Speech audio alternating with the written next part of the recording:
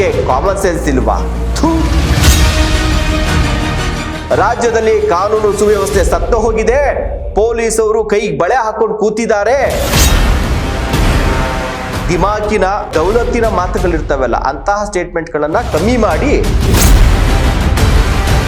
ಗೃಹ ಸಚಿವರು ಯಾವ ತರ ರೆಸ್ಪಾನ್ಸ್ ಕೊಡ್ತಾರೆ? ರಿಯಾಕ್ಷನ್ನೇ ಕೊಡಲ್ಲ ಅದಕ್ಕೆ. ನಾನು ನೋಡ್ತೀನಿ, ಮಾಡ್ತೀನಿ, ನನ್ನ ಗಮನಕ್ಕಿಲ್ಲ. ಚೀತು ಅಂತ ಬೈಯುವಂತ ಪೊಲೀಸರ ರಕ್ಷಣೆ ನಿಮ್ಗೆ ಹಾಕ್ಬೇಕು. ಯೂಸ್ಲೆಸ್ ಫೆಲೋಸ್, ಕಾಮನ್ ಸೆನ್ಸ್ ಇಲ್ಲ ಅಂತೇಳಿ ಅಂಥವ್ರಿಂದ ನೀವ್ಯಾಕೆ ರಕ್ಷಣೆ ಪಡ್ಕೊತಾ ಇದ್ದೀರಾ? ರಾಜಣ್ಣವರೇ, ಗೂಟದ ಕಾರ್ ಹಾಕೊಂಡು ನೀವು ಕೂಡ ಡಿಸ್ಟಿಕ್ ಹೋದಾಗ ಹಿಂದೆ ಮುಂದೆ ಪೊಲೀಸ್ ಅವ್ರನ್ನೇ ಹಾಕೊಂಡು ಓಡಾಡೋದು.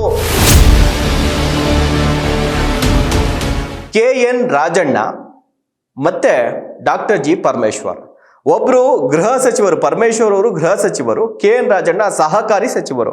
ಇಬ್ರು ಕೂಡ ತುಮಕೂರು ಜಿಲ್ಲೆಯವರು.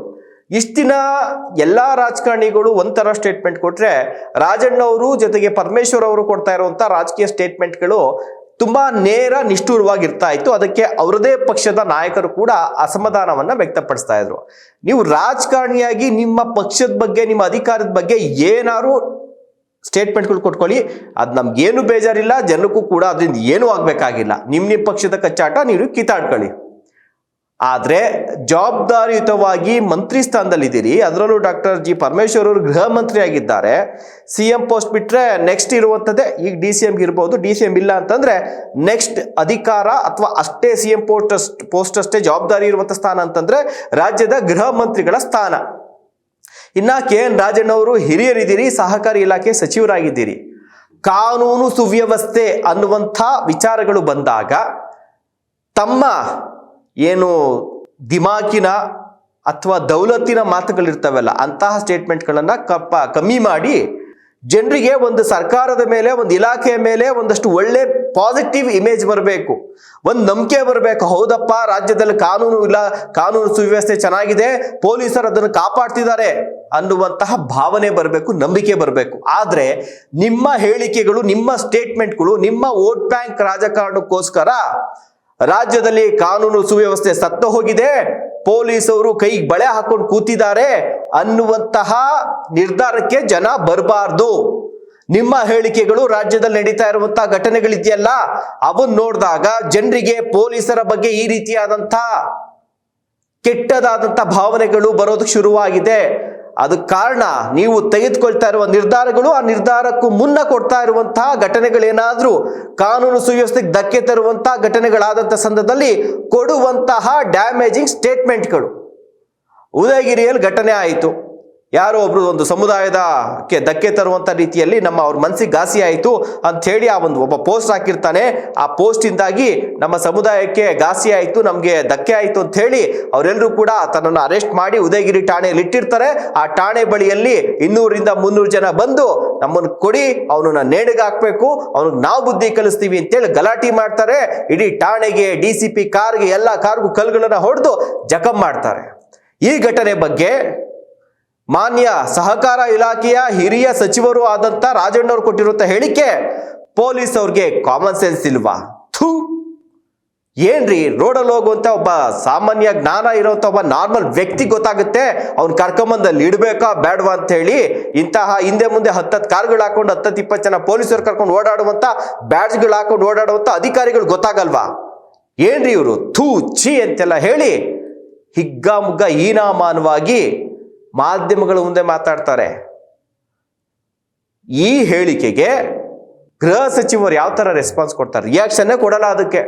ಹೌದು, ಹಿಂಗೇನೋ ಒಬ್ಬ ಹಾಕಿದೆ, ಹಿಂಗಾಯ್ತು, ಅವ್ರು ಬಂದು ನಮಗ್ ಕೊಡಿ, ನಾವು ಬುದ್ಧಿ ಕಲಿಸ್ತೀವಿ ಅಂತಂದ್ರು, ಆಮೇಲೆ ಗಲಾಟೆ ಆಗೋಗಿದೆ, ಎಲ್ರಿಗೂ ಕ್ರಮ ಕೈಗೊಳ್ಳಿ ಅಂತ ಹೇಳಿದೀನಿ ಅಂತ ತುಂಬಾ ಸಾಧಾರಣ ಘಟನೆ ರೀತಿಯಲ್ಲಿ ಹೇಳ್ತಾರೆ. ತಾವು ಜವಾಬ್ದಾರಿಯನ್ನ ಹೊತ್ಕೊಂಡು ತಾವು ನಿಭಾಯಿಸ್ತಿರುವಂತ ಒಂದು ಇಲಾಖೆಯ ಬಗ್ಗೆ ನಿಮ್ಮ ಜಿಲ್ಲೆಯ ಒಬ್ಬ ಹಿರಿಯ ಸಚಿವರು ಹೇಳಿಕೆ ಕೊಟ್ಟಂತ ಸಂದರ್ಭದಲ್ಲಿ ಅದನ್ನ ಖಂಡಿಸುವಂತಹ, ಟೀಕೆ ಮಾಡುವಂತಹ, ಅಥವಾ ನಿಮ್ಮ ಸ್ಟೇಟ್ಮೆಂಟ್ ನಮ್ಮ ಇಲಾಖೆಯ ಅಧಿಕಾರಿಗಳ ಬಗ್ಗೆ, ಸಿಬ್ಬಂದಿ ಬಗ್ಗೆ ಕೊಟ್ಟಿದ್ದೀರಲ್ಲ, ಸ್ಟೇಟ್ಮೆಂಟ್ ಈಗಲೇ ವಾಪಸ್ ತಗೊಳ್ಳಿ ಅಂತ ಹೇಳುವಂತಹ ಒಂದು ನೈತಿಕತೆ, ಒಂದು ಧೈರ್ಯ ಕೂಡ ಪರಮೇಶ್ವರ್ ಅವ್ರಿಗಿಲ್ವಾ? ಪರಮೇಶ್ವರ್ ಅವರ ಕಾರ್ಯವೈಖರಿ ಬಗ್ಗೆ ಇವತ್ತು ಜನಸಾಮಾನ್ಯರು ಮಾತಾಡ್ತಿದ್ದಾರೆ. ಒಂದು ಘಟನೆ ಬಗ್ಗೆ ಹಾಕಿದ್ರೆ ಇದು ಗೃಹ ಸಚಿವರು ಏನ್ ಹೇಳ್ತಾರೆ ಅಂತ ಏನಾದ್ರು ಒಂದು ಪ್ರಶ್ನೆ ಕೇಳಿದ್ರೆ ನಾನು ನೋಡ್ತೀನಿ ಮಾಡ್ತೀನಿ, ನನ್ನ ಗಮನಕ್ಕಿಲ್ಲ, ಈ ರೀತಿಯಾಗಿ ಜನಸಾಮಾನ್ಯರು ಕಮೆಂಟ್ ಬಾಕ್ಸ್ ಅಲ್ಲಿ ಆಗ್ತಾ ಇದ್ದಾರೆ. ಅಂದ್ರೆ ನೀವು ಕೊಡ್ತಾ ಇರುವಂತ ಸ್ಟೇಟ್ಮೆಂಟ್ಗಳು ಇದೆಯಲ್ಲ, ಒಂದು ಸೀರಿಯಸ್ ಮ್ಯಾಟರ್ಗಳಿಗೆ ನೀವು ಕೊಡುವಂತ ಸ್ಟೇಟ್ಮೆಂಟ್ಗಳು ಇವತ್ತು ಟ್ರೋಲ್ ಆಗ್ತಿದೆ, ವೈರಲ್ ಆಗ್ತಿದೆ. ಅಂದ್ರೆ ತಿಳ್ಕೊಳ್ಳಿ ಜನಸಾಮಾನ್ಯರು ನಿಮ್ಮ ಇಲಾಖೆ, ಅದರಲ್ಲೂ ನೀವು ಒತ್ತಿರುವಂತ ಪೋಸ್ಟ್ ಬಗ್ಗೆ, ನಿಮ್ಮ ಕಾರ್ಯದ ಬಗ್ಗೆ ಹೇಗೆ ಮಾತಾಡ್ತಿದ್ದಾರೆ ಅಂತ ಹೇಳ್ಬಿಟ್ಟು. ಮಾನ್ಯ ರಾಜಣ್ಣ ಅವರೇ, ನಿಮಗೆ ಒಂದು ಪ್ರಶ್ನೆನ ಸಾರ್ವಜನಿಕರ ಪರವಾಗಿ, ಇಡೀ ಪೊಲೀಸ್ ಇಲಾಖೆ ಪರವಾಗಿ ಕೇಳ್ತಿದ್ದೀನಿ. ನೀವು ಯಾವ ಇಲಾಖೆ ಅಧಿಕಾರಿಗಳನ್ನ ಬೈತಿರೋ ಬಿಡ್ತಿರೋ, ಯಾಕೆಂದ್ರೆ ಅವ್ರು ನಿಮ್ಗೆ ಅಷ್ಟು ಕನೆಕ್ಟ್ ಆಗಲ್ಲ. ರಾಜಕಾರಣಿಗಳಿಗೆ ಒಂದೊಂದು ಸಂದರ್ಭದಲ್ಲಿ ಕೆಲವೊಂದಷ್ಟು ಇಲಾಖೆಗಳು ಕನೆಕ್ಟ್ ಆಗ್ತವೆ. ಆದ್ರೆ ರಾಜ್ಯದ ಗೃಹ ಇಲಾಖೆ, ಪೊಲೀಸ್ ಇಲಾಖೆ ಪ್ರತಿಯೊಬ್ಬ ರಾಜಕಾರಣಿಗೂ ಕೂಡ ಕನೆಕ್ಟ್ ಆಗ್ತಾರೆ. ಒಬ್ಬ ಪೊಲೀಸ್ ಸಿಬ್ಬಂದಿ ಇಲ್ಲದೆ, ಪೊಲೀಸರ ರಕ್ಷಣೆ ಇಲ್ಲದೆ ಯಾವ ಮಿನಿಸ್ಟ್ರನು ಓಡಾಡಕ್ಕಾಗಲ್ಲ, ಯಾವ MLAನು ಓಡಾಡಕ್ಕಾಗಲ್ಲ, ಯಾವ ಎಲೆಕ್ಷನ್ ನಡೆಯಕ್ಕಾಗಲ್ಲ. ಅದನ್ನ ಮನಸ್ಸಲ್ಲಿ ಇಟ್ಕೊಳ್ಳಿ. ರಾಜಣ್ಣವ್ರೆ, ಗೂಟದ ಕಾರ್ ಹಾಕೊಂಡು ನೀವು ಕೂಡ ಡಿಸ್ಟಿಕ್ ಹೋದಾಗ ಹಿಂದೆ ಮುಂದೆ ಪೊಲೀಸ್ ಅವ್ರನ್ನೇ ಹಾಕೊಂಡು ಓಡಾಡೋದು. ಕಾಮನ್ ಸೆನ್ಸ್ ಇಲ್ಲದೆ ಇರುವಂತಹ, ಚೀತು ಅಂತ ಬೈಯುವಂತ ಪೊಲೀಸರ ರಕ್ಷಣೆ ನಿಮ್ಗೆ ಹಾಕ್ಬೇಕು. ನಾಳೆಯಿಂದ ನೀವು ಪೊಲೀಸರ ರಕ್ಷಣೆ ಪಡ್ಕೊಬೇಡಿ. ಯಾಕೆ ನೀವ್ ಹೇಳಿದಿರಲ್ಲ, ಯೂಸ್ಲೆಸ್ ಫೆಲೋಸ್, ಕಾಮನ್ ಸೆನ್ಸ್ ಇಲ್ಲ ಅಂತೇಳಿ, ಅಂಥವ್ರಿಂದ ನೀವ್ಯಾಕೆ ರಕ್ಷಣೆ ಪಡ್ಕೊತಾ ಇದ್ದೀರಾ? ಇಂತಹ ಘಟನೆಗಳಾದಂತಹ ಸಂದರ್ಭದಲ್ಲಿ ಯಾವೊಬ್ಬ ಶಾಸಕ, ಮಂತ್ರಿ ಅಥವಾ ಮುಖ್ಯಮಂತ್ರಿ, ಉಪಮುಖ್ಯಮಂತ್ರಿ ಯಾರೇ ಆಗಿರ್ಲಿ, ಪೊಲೀಸರ ಬೆಂಬಲಕ್ಕೆ ನಿಲ್ಲಬೇಕು. ಯಾಕಂದ್ರೆ ಇದರಲ್ಲಿ ಏಟ್ ತಿಂದಿರುವಂತವರು ಅಮಾಯಕ ಪೊಲೀಸ್ ಸಿಬ್ಬಂದಿ, ಅವರ ರಕ್ಷಣೆಗೆ ನಿಲ್ಲಬೇಕು. ನೀವು ಕೊಡುವಂತ ಸ್ಟೇಟ್ಮೆಂಟ್ ನಾಳೆ ಅದೇ ಯೂನಿಫಾರ್ಮ್, ಅದೇ ಬ್ಯಾಡ್ಜ್, ಅದೇ ಹ್ಯಾಟ್ ಅನ್ನ ಹಾಕೊಂಡು ಧೈರ್ಯವಾಗಿ ಇಂತಹ ಘಟನೆಗಳಾದಂಥ ಸಂದರ್ಭದಲ್ಲಿ ಮುಂದೆ ನುಗ್ಗಿ ಕೆಲಸ ಮಾಡಬೇಕು. ಅದನ್ನ ಹೊರತುಪಡಿಸಿ ನೀವು ಕೊಡುವಂತ ಸ್ಟೇಟ್ಮೆಂಟ್ಗಳು ಹೇಗಿದೆ ಅಂತಂದ್ರೆ, ಯೂನಿಫಾರ್ಮ್ ಬಿಚ್ಚಿ ಮನೇಲಿ ಇಕ್ಬಿಟ್ಟು ಅವ್ರು ಆರಾಮಾಗಿ ಕೆಲಸಕ್ಕೆ ರಿಸೈನ್ ಮಾಡಿ ಬೇರೆ ಕೆಲಸ ಮಾಡಬೇಕು, ಆ ರೀತಿಯಾದಂಥ ಹೇಳಿಕೆಗಳನ್ನ ಕೊಡ್ತಾ ಇದ್ದೀರಾ. ನೀವು ಹೇಳ್ತೀರಿ ಉದಯಗಿರಿಯಲ್ಲಿ 100% ಮುಸ್ಲಿಮರು ಇರುವಂತ ಏರಿಯಾ, ಅಂಥದ್ರಲ್ಲಿ ಈ ಒಬ್ಬ ಹಿಂದೂ ಪೋಸ್ಟ್ ಹಾಕಿದ್ದಂಥವ್ರನ್ನ ಅರೆಸ್ಟ್ ಮಾಡಿ ಆ ಠಾಣೆಯಲ್ಲಿ ಹಾಕಿಕ್ಬೇಕು ಅಂತ ನೀವು ಕೇಳ್ತೀರಾ. ಆ ಲಿಮಿಟ್ಸ್ ಅಲ್ಲಿ ಅರೆಸ್ಟ್ ಮಾಡಿದ್ದಾರೆ, ಆ ಠಾಣೆಯಲ್ಲೇ ಇಟ್ಟಿದ್ದಾರೆ, ಪ್ರಕರಣ ಅಲ್ಲೇ ದಾಖಲಾಗಿದೆ, ಇನ್ನೆಲ್ಲಿಡಬೇಕು? ನಿಮ್ಮ ಪ್ರಕಾರದಲ್ಲಿ ಈಗೆಲ್ಲೋ ಒಂದು ಕಡೆ 100% ಹಿಂದೂಗಳು ಇರ್ತಾರೆ, ಅಲ್ಲೊಬ್ಬ ಮುಸ್ಲಿಮ್ ಏನಾದ್ರು ತಪ್ಪು ಮಾಡ್ದ ಅಂತೇಳಿ ಅವನ್ನ ತಗೊಂಡೋಗಿ ಸ್ಟೇಷನ್ ಅಲ್ಲಿ ಇಟ್ಟಾಗ ಅವ್ರು ಇದೇ ರೀತಿಯಾಗಿ ಮಾಡ್ಲಿ ಅಂತ ನೀವು ಪ್ರವೋಕ್ ಮಾಡ್ತಾ ಇದ್ದೀರಾ. ಹೋಗ್ಲಿ, ಅವ್ರು ಮಾಡ್ತಾರಾ? ಇದೇನಾ ಕಾನೂನು ಸುವ್ಯವಸ್ಥೆ? ಇದಕ್ಕೆ ಗೃಹ ಸಚಿವರು ಈಗಲೂ ಕಾಲ ಮಿಂಚಿಲ್ಲ, ಈಗಲೂ ನಾವು ಪೊಲೀಸರ ಪರವಾಗಿದ್ದೀವಿ ಅಂತ ಹೇಳಿ ಅಟ್ಲೀಸ್ಟ್ DCM DK ಶಿವಕುಮಾರ್ ಅವರಾದ್ರೂ ಕೂಡ ಪೊಲೀಸರನ್ನ ಅಟ್ಲೀಸ್ಟ್ ವಹಿಸ್ಕೊಳ್ಳುವಂತ ಒಂದು ಮಾರಲ್ ಸಪೋರ್ಟ್ ಕೊಡುವಂತ ಒಂದು ಸ್ಟೇಟ್ಮೆಂಟ್ ಅನ್ನ ಕೊಟ್ರು. ಈ ಬಗ್ಗೆ ಮುಖ್ಯಮಂತ್ರಿಗಳು ಈವರೆಗೂ ಯಾವುದೇ ಒಂದು ಗಂಭೀರವಾದಂತಹ ಸ್ಟೇಟ್ಮೆಂಟ್ಗಳು ಬಂದಿಲ್ಲ. ಗೃಹ ಸಚಿವರು ಈಗಲೂ ಕೂಡ ಅದೇ ರೀತಿಯಾದಂತಹ ಸ್ಟೇಟ್ಮೆಂಟ್ಗಳನ್ನ ಕೊಡ್ತಾ ಇದ್ದಾರೆ. ನಾಳೆ ಇದೇ ರೀತಿಯಾಗಿ ಏನಾದ್ರು ಆಯ್ತು ಅಂತಂದ್ರೆ, ಈಗ ಮತ್ತೊಂದು ನಾನು ಕೇಳಕ್ಕೆ ಇಷ್ಟಪಡ್ತೀನಿ. ನಾಳೆ ಒಂದು ನ್ಯಾಯಾಲಯಕ್ಕೆ ನಾವು ತುಂಬ ಗೌರವ ಕೊಡ್ತೀವಿ. ನಾಳೆ ಒಬ್ಬ ಇದೇ ಒಂದು ವ್ಯಕ್ತಿಯನ್ನ ಕರ್ಕೊಂಡು ಹೋಗಿ ನಾಳೆ ಕೋರ್ಟಲ್ಲಿ ಇಡ್ತಾರೆ, ಕೋರ್ಟ್ ಕರ್ಕೊಂಡು ಹೋಗ್ತಾರೆ ವಿಚಾರಣೆಗೆ. ಆಗ ಆ ಕೋರ್ಟ್ ಸುತ್ತಮುತ್ತ ಆ ಸಮುದಾಯದವರೇ ಜಾಸ್ತಿ ಇರ್ತಾರೆ. ಅವಾಗ ನೀವೇನಾದ್ರು ಹೇಳ್ತೀರಾ, ಇಲ್ಲ ಆ ಸಮುದಾಯದವ್ರು ಜಾಸ್ತಿ ಅವರೇ, ಈ ಕೋರ್ಟಿಗೆ ಬೇಡ, ನೀವು ಸುಪ್ರೀಂ ಕೋರ್ಟ್ ಕರ್ಕೊಂಡು ಹೋಗಿ ಅಂತ ಹೇಳಕ್ಕಾಗತ್ತಾ?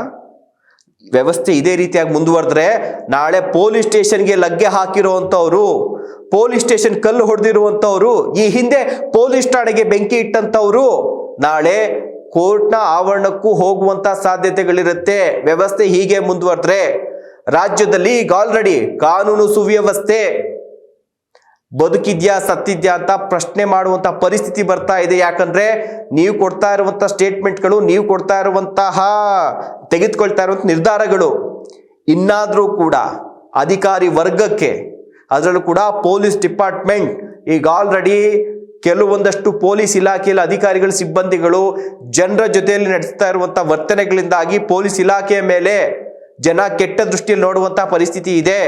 ಅದನ್ನ ನಿಭಾಯಿಸುವಂತ ಗೃಹ ಸಚಿವರೇ, ಅದನ್ನ ಹೋಗ್ಲಾಡಿಸುವಂತ ಜವಾಬ್ದಾರಿ ನಿಮ್ಮ ಮೇಲಿದೆ. ಆದ್ರೆ ನೀವು ನಿಮ್ಮ ಸಂಪುಟದ ಸಹೋದ್ಯೋಗಿಗಳೇ ಪೊಲೀಸ್ ಇಲಾಖೆಯನ್ನ ಕೈಲಾಗದವರ ರೀತಿಯಲ್ಲಿ ಬಿಂಬಿಸ್ತಾ ಇದ್ದೀರಾ. ಇದನ್ನ ಈಗಲೇ ಬಿಡಿ, ಇಲ್ಲ ಅಂತಂದ್ರೆ ನಾಳೆ ಈ ರೀತಿಯಾದಂಥ ಘಟನೆಗಳು ಆಗ್ತಾನೆ ಇರ್ತವೆ. ಇಡೀ ವಿಶ್ವದ ಮಟ್ಟದಲ್ಲಿ ಬೆಂಗಳೂರಿಗೆ ಮತ್ತೊಂದು ಕೆಟ್ಟ ಹೆಸರು, ಇಲ್ಲಿ ಲಾ ಅಂಡ್ ಆರ್ಡರ್ ಸತ್ತೋಗಿದೆ ಅನ್ನುವಂಥ ಹೆಸರು ಬರಬೇಕಾಗತ್ತೆ. ಹುಷಾರ್.